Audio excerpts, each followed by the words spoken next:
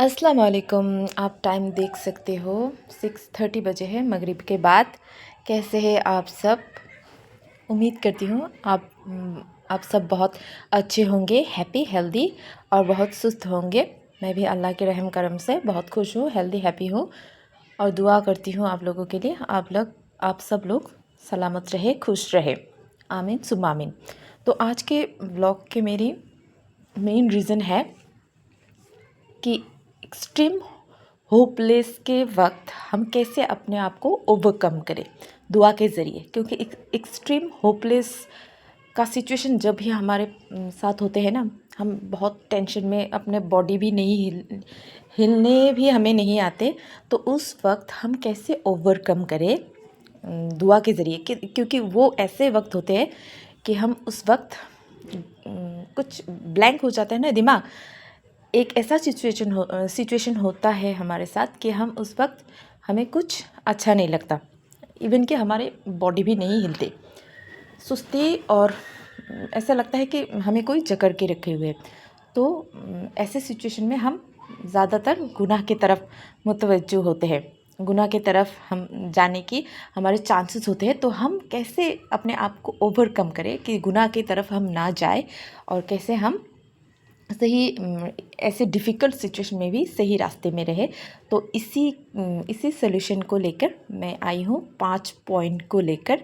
5 ऐसी दुआएं, 5 ऐसी अमल जिसको करने के बाद आपको, बिलीव मी, आप खुद महसूस करोगे और बाद में आके आप मुझे कमेंट में ज़रूर बताएंगे। इंशाअल्लाह बहुत ही पॉजिटिव रिज़ल्ट आपको मिलेंगे। तो और देखिए, यहाँ पे एक बात मैं आप लोगों को बता देती हूँ कि ये जो 5 पॉइंट मैंने आपके लिए रेडी किए हैं ना, मतलब ये सब मैं किसी को सुन के या किसी के वीडियो को देख के बना के आके यहाँ पे डाल नहीं दिया है।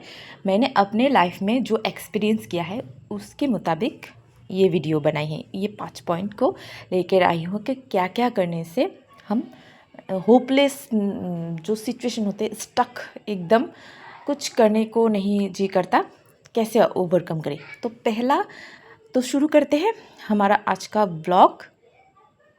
This is Tanveer and welcome back to my YouTube channel Noor and notes. तो पहला पॉइंट है कि जब भी आपको ऐसा फील हो, स्टक महसूस हो, होपलेस, एक्सट्रीम होपलेस का सिचुएशन हो, तो आप क्या पढ़ें? आयते करीमा। आयते करीमा को पढ़ के ही कुछ ही वक्त बाद ही आप महसूस करोगे कि एक पॉजिटिव रिजल्ट, जो बंधा हुआ एक फीलिंग्स है ना, वो सडनली खुलने लग जाएगी। तो आयत करीमा क्या है, तो मैं बताने जा रही हूँ। बिस्मिल्लाहिर्रहमानिर्रहीम। ला इलाहा इल्ला अंता सुब्हानका इन्नी कुन्तु मिनज ज़ालिमीन। तो ये है आयत करीमा, आप इसे ज़रूर पढ़ें। तो पॉइंट नंबर 2 है, आप जब भी ऐसे सिचुएशन में स्टक हो तो आप इमीडिएट जो उसके बाद, उस सिचुएशन के बाद के जो नमाज है, उस नमाज में आपको एक्स्ट्रा स्लो जाना है। मतलब वो नमाज को आप बहुत स्लो अदा करेंगे, बहुत स्लो। आपको पूरे तरह से झोंक देना है अल्लाह ताला के आगे। अल्लाह ताला के आगे झोंक कर, मतलब अपने आप को एकदम झोंक देना है उस सजदे में। तो आप किसी भी हालत में रहे, आप फ़र्ज़ जो है फ़र्ज़ नमाज को आप नहीं छोड़ सकते। तो फ़र्ज़ को अदा करने के लिए आप उसी वक्त एकदम स्लो जाके वो नमाज को अदा करें। तो देखेंगे आपकी सिचुएशन धीरे धीरे पॉजिटिव की तरफ, आप गुनाह की तरफ न जाते हुए आप ओवरकम कर चुके हैं। तो फितना है, ज़ाहिर सी बात है, मैं भी इस ऐसे हालत से, ऐसे सिचुएशन से गुजर चुकी हूँ। तो उसी एक्सपीरियंस को आपके साथ शेयर कर रही हूँ। तो नंबर 2 पॉइंट हो गया।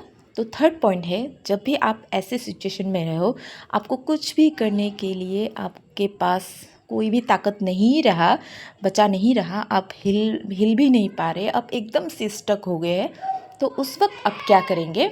नंबर 3 पॉइंट है, आप उस वक्त जो भी आपके इम्पॉर्टेंट काम है, ये मैं इस्तग़फ़ार कर रही हूँ और आपको दिखा रही हूँ। आज मेरे 5031 हुए हैं। उस वक्त आप कोई भी काम को जो इम्पॉर्टेंट है, इम्पॉर्टेंट मतलब कुकिंग वगैरह को छोड़ के कोई भी काम आप मत करो। स्किप कर दो, सब काम को आप स्किप कर दो। इंशाल्लाह वो आप नमाज़ अदा करने के बाद भी वो काम हो सकते हैं, क्योंकि आपके बॉडी में एनर्जी नहीं है ना। अगर आप काम में बची कुची एनर्जी जो है वो अगर आप काम में लगा दोगे तो आप नमाज़ के लिए एनर्जी नहीं जुटा पाओगे। मैं ऐसे ही करती हूँ। अगर मुझे ऐसा सिचुएशन, अल्लाह ना करे आप ऐसे सिचुएशन से गुज़रे, अल्लाह ना करे कि मैं भी ऐसे सिचुएशन से गुजरूँ, लेकिन ऐसा क्या है, फितने की दौर है, फितने के छींटे जो है ना हम सबके ऊपर गिरते हैं। तो हम जब भी ऐसे सिचुएशन से गुजरते हैं तो अपने आप को कैसे संभाल सकते हैं। तो थर्ड पॉइंट है, हम उसी वक्त जो काम है हम अपने बॉडी को रेस्ट के मूड में ले जाएंगे।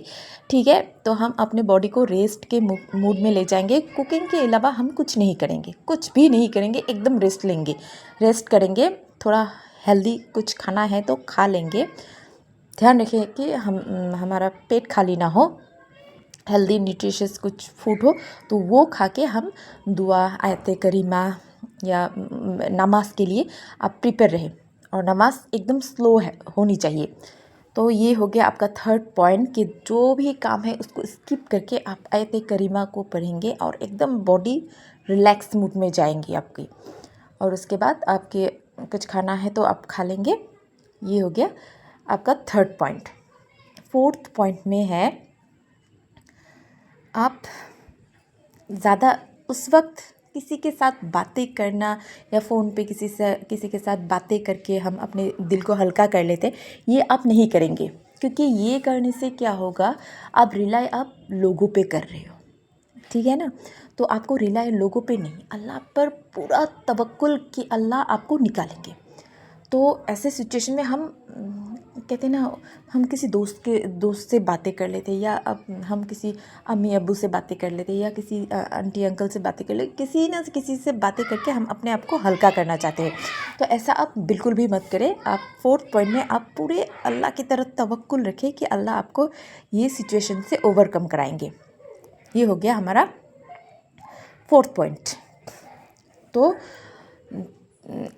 पहला हो गया आयत करीमा, सेकंड हो गया हम नमाज को स्लो ले जाएंगे। थर्ड हो गया हम जो जितने भी काम है स्किप करेंगे। फोर्थ हो गया हम दूसरे किसी इंसान के साथ इतना ज़्यादा फ़ोन में या ऐसे ही बातें नहीं करेंगे, अल्लाह पर तवक्कुल करके सिचुएशन को काम डाउन करने की कोशिश करेंगे। और फिफ्थ नंबर पॉइंट है कि हम उस वक्त दौरद इब्राहिम और इस्तग़फ़ार की कसरत करेंगे। क्योंकि ये इन ऐसे सिचुएशन में ना इस्तग़फ़ार, दौरद इब्राहिम और हो सके आप ला हौला वला कुव्वता इल्ला बिल्लाह ये भी आप पढ़ सकते हो।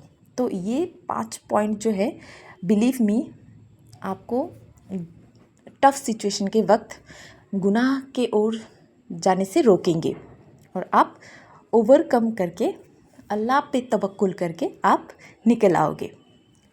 तो ये मैं पढ़ रही थी कुरान, रात की जो मेरी रूटीन है, पहले भी मैं आपको वीडियो में मेरे ब्लॉग में बता चुकी हूँ। सूरह मुल्क पढ़ती हूँ। बिलीव मी, आप ये 5 पॉइंट को फॉलो करके देखो। होप आप लोगों को मेरी आज की ये ब्लॉग अच्छी लगी हो। अगर अच्छी लगी हो तो like, comment, share and subscribe कर दीजिए, तो इससे मुझे मोटिवेशन मिलती है। तो मिलते हैं हमारे अगले ब्लॉग में, तब तक के लिए अल्लाह हाफिज़। और दुआ में मुझे याद रखिएगा, और आप लोग भी तब तक के लिए सही रहे, सलामत रहे। मुल्क को ख़त्म करने के बाद मैं इशा की नमाज़ के लिए रेडी हो जाऊंगी। डिनर वगैरह हम जल्दी कर लेते हैं ताकि फजर में और तहज्जुद में हम जल्दी उठ पाएँ।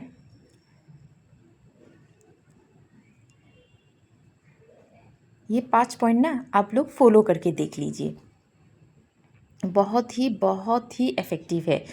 बहुत, आप बिलीव करो कि आपको मतलब यकीन नहीं होगा कि आप कैसे निकल आए हो उस सिचुएशन से, वैसे सिचुएशन से। ये देख सकते हो एकदम छोटे छोटे है ये राइटिंग इसकी, ये छोटे कुरान शरीफ की। मैं इसको ख़त्म करते ही ब्लॉग को एंड भी कर रही हूँ। इसके साथ ही ये कुरान शरीफ को ख़त्म करते ही तो मुझे यकीन है, पूरी उम्मीद है आप ये पाँचों पॉइंट फॉलो करेंगे और मुझे कमेंट में आके ज़रूर बताएंगे। इंशाल्लाह आपकी अगर भी ऐसी भी सिचुएशन आपके अल्लाह ना करे कि आए, अगर आ भी गई तो आप ओवरकम करके कैसे अल्लाह पे तवक्कुल करके निकल आओगे। तो तब तक के लिए अच्छे से रहिए, आप लोग खुश रहिए, सलामत रहिए।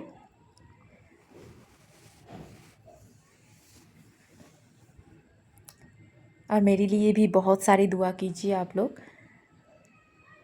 दुआओं में मुझे भी याद कीजिए आप जब भी दुआ मांगे। आज की वीडियो को ज़्यादा लंबा ना करते हुए मैंने ये 5 पॉइंट आपको एक्सट्रीम होप लेस जब हेल्प मतलब ऐसे सिचुएशन जब आ जाते हैं ना, बॉडी स्टक हो जाती है, दिमाग तो काम नहीं करता है, इतना स्ट्रेस में हो जाता है इंसान, तब बॉडी भी नहीं हिलते हैं। हाँ, ये सबके साथ होता है। देखिए परेशानी ना सबके साथ होते हैं। तो आप लोग खुश रहे। अल्लाह हाफिज़।